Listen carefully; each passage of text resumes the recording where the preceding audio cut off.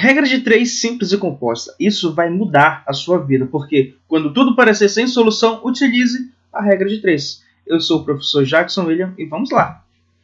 Mas o que é essa regra de 3 simples? Se em uma proporção são conhecidos 3 valores, para se encontrar o valor do elemento desconhecido, faz-se uso de uma ferramenta denominada regra de 3.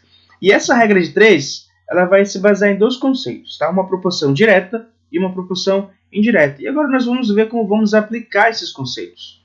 Nós temos essa questão do Enem que diz o seguinte: uma torneira não foi fechada corretamente e ficou pingando da meia-noite às 6 horas da manhã, com uma frequência de uma gota a cada 3 segundos. Sabe-se que cada gota d'água tem volume de 0,2 ml.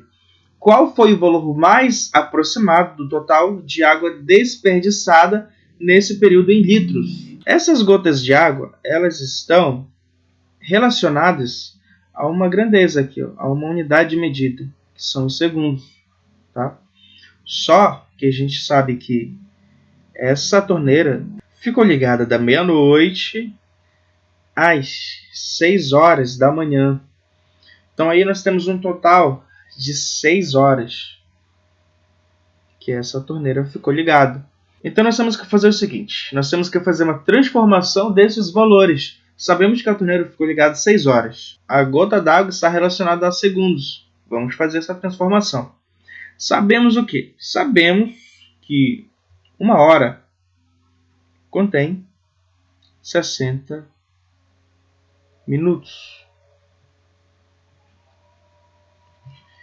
E sabemos também que 60 minutos vai ser igual a 3.600 segundos. Bom, sabemos de muita coisa já. Se 1 hora tem tudo isso de segundos, quanto vai ter essas 6 horas? E aqui a gente já começa a montar uma regra de 3 simples.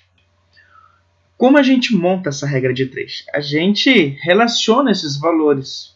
Bom, desse lado eu coloco as horas e do outro lado eu coloco os segundos.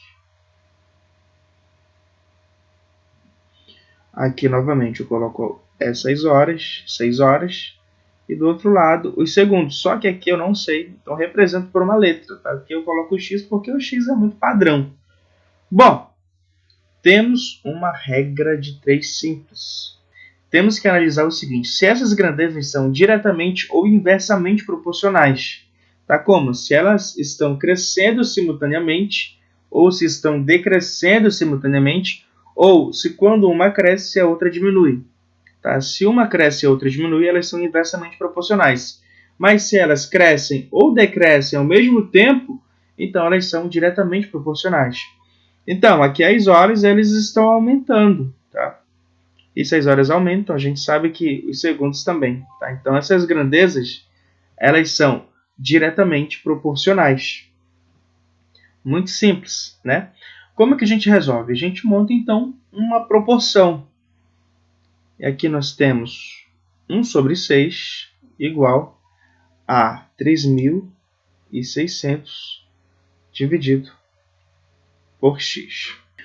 Como que a gente faz isso? Nós vamos utilizar um teorema da matemática chamado Teorema dos X-Men. Vamos multiplicar esses valores desse modo. Tá? Chamamos isso, na verdade, de meio pelos extremos. Tá? Mas você chama como você quiser.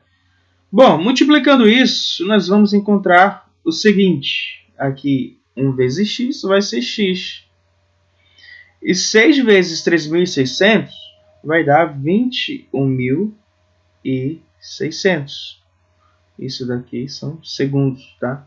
Então, já fiz essa transformação. Agora eu sei que 6 horas correspondem a 21.600 segundos. Acabou a conta? Não, nunca termina. Vamos para o próximo passo agora. Saber quantas gotas d'água nós tivemos nesse período. Como? A gente sabe que pinga uma gota d'água a cada 3 segundos. E nós temos um total de 21.600 segundos. O que a gente faz? Na dúvida, você divide. Tá? Vamos dividir esse 21.600 por 3. E isso vai dar um total de 7.200 gotas, tá? E essas gotas, cada uma tem 0,2 ml. Então, se eu quero encontrar o total de ml, eu apenas multiplico. Então, vou multiplicar esses 7.200 por 0,2. E eu tenho um total de 1.440. Então, esse é o volume total dessas gotas. Só que nós temos esse total em ml. Temos que transformar isso em litros. E agora, a gente apenas divide, tá? Eu pego esse total aqui, ó, de 1.440 e divido isso aqui por 1.000. E eu encontro o total de litros. Então, eu simplifico esses valores e ando com a vírgula uma, duas casas e cancelo esses dois zeros. Então, aqui eu tenho 1,44, que é aproximadamente 1,4. E aqui nós encontramos a nossa resposta. Segundo exemplo de hoje, um avião viaja com velocidade constante de 500 km por hora e leva 2 horas em um certo trajeto. Quanto tempo seria necessário para esse mesmo trajeto se o avião voasse a 700 km por hora? Então, nós vamos montar aqui a nossa regra de 3. Sabemos que a cada 500 km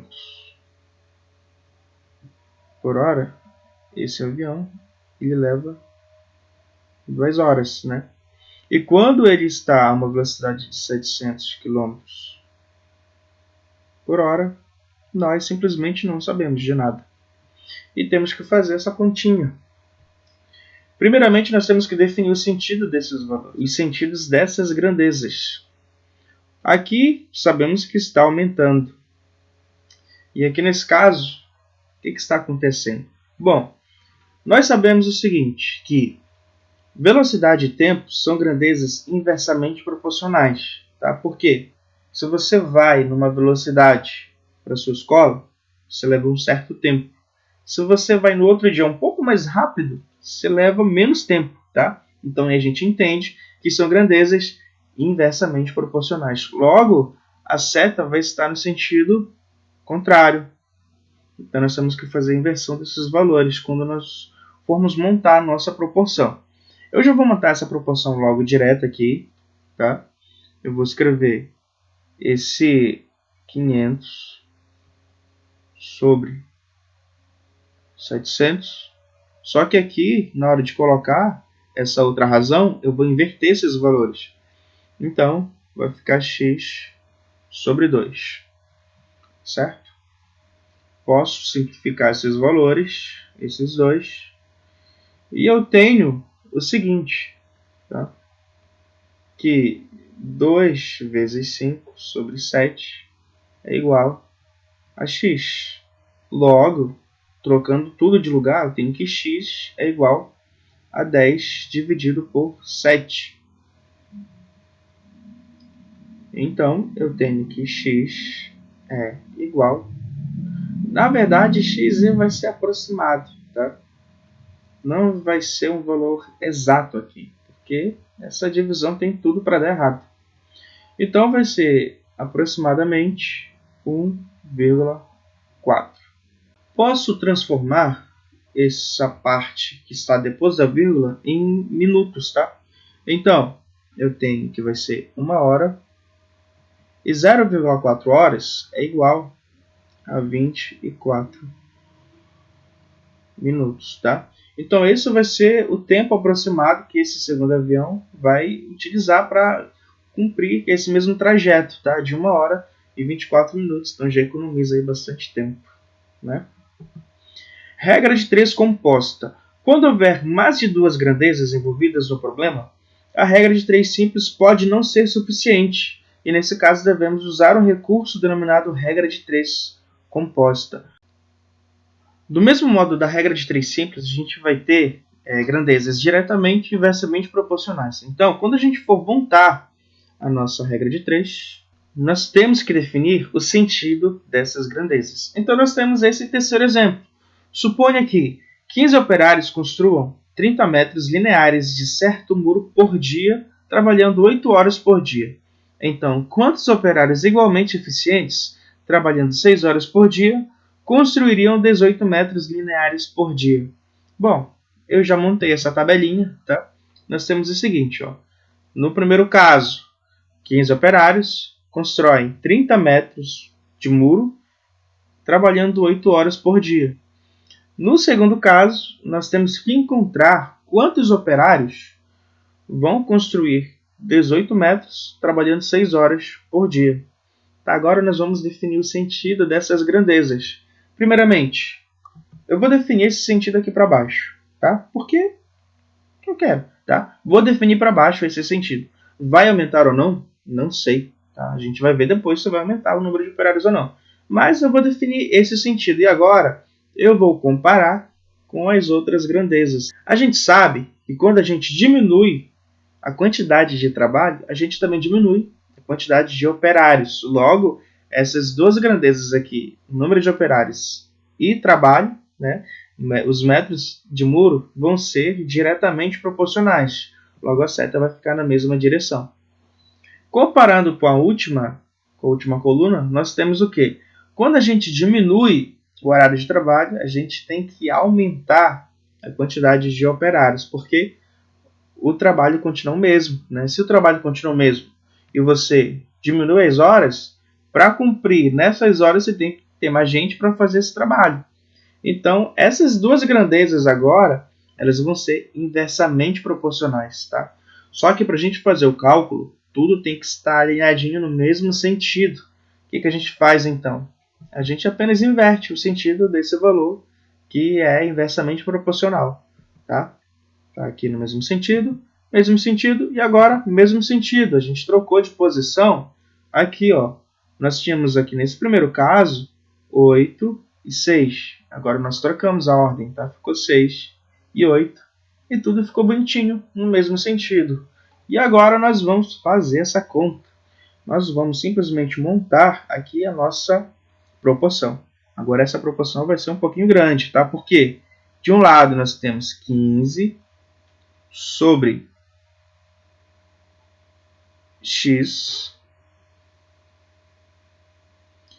e do outro lado nós temos 30 sobre 18 vezes 6 sobre 8, tá? O que eu vou fazer aqui? Daria muito trabalho eu multiplicar tudo isso e depois ter que dividir tudo isso de novo, tá? Então eu vou dividir simplesmente agora, tá? Por quê? Para no final ficar mais simples. Com o tempo você vai criando esse hábito também, tá? Você vai aprendendo a utilizar esses recursos. Então você tem que continuar assistindo as minhas aulas para você aprender a fazer essas coisas, tá? O que eu vou fazer? Esse 15 e esse 30, eu posso simplesmente simplificar esses dois, tá? Simplificando esses dois por 15, aqui sobra 1 e aqui vai sobrar 2. Por que eu posso simplificar esses dois, professor? Porque os dois estão em lados diferentes de uma igualdade e estão na mesma posição. Então, sempre posso simplificar se eles estiverem em cima ou se os dois estiverem embaixo. Agora, se eles estiverem assim, eu não posso fazer essa simplificação. Entendido? Bom, simplifiquei esses dois. Agora eu posso simplificar esses outros dois aqui. E aqui vai me sobrar 1, simplificando por 6. E aqui vai me sobrar 3, simplificando por 6. Tá? E agora eu posso simplificar esses dois aqui. E aqui vai me sobrar 1, simplificando por 2. E aqui, simplificando por 2, vai sobrar 4. Então, depois de tanto corte, nós vamos ter o seguinte. 1 sobre x igual aqui 1 sobre 3 vezes 1 sobre 4. Agora isso está muito fácil de fazer, gente. Qualquer pessoa consegue fazer isso, até eu. Então, nós temos 1 sobre x igual, multiplicando 1 vezes 1 dá 1. E 3 vezes 4 vai ser 12, tá? Utilizando novamente esse teorema, ele é muito utilizado, gente. Tá? Você tem que aprender a utilizar o teorema dos X-Men. Isso aqui vai ser o seguinte, tá multiplicando. Vou multiplicar primeiro o x, tá? Porque eu já quero que ele fique do lado certinho. Então aqui vai ficar x vezes 1 é x, todo mundo sabe. E 1 vezes 12 é 12. Logo, são necessários 12 operários para fazer esse trabalho. E olha, diminuiu, né? Certo? Então, essa foi a nossa aula. Espero que você tenha entendido, que você tenha gostado. Tá? E qualquer dúvida, escreva nos comentários aí, mas também deixe seu like, tá? Para que eu siga produzindo esses vídeos, certo? Então por hoje é só, mas amanhã com certeza tem mais.